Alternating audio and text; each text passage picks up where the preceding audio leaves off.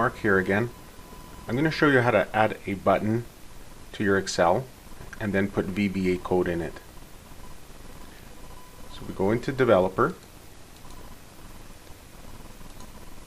choose the first ActiveX control,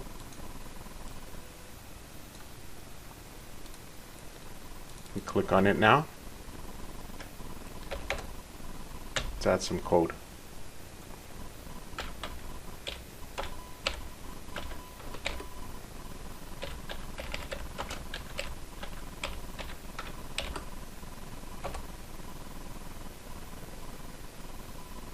You can save it.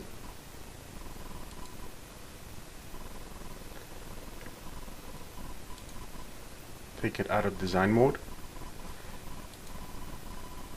And here you go. Your first little project.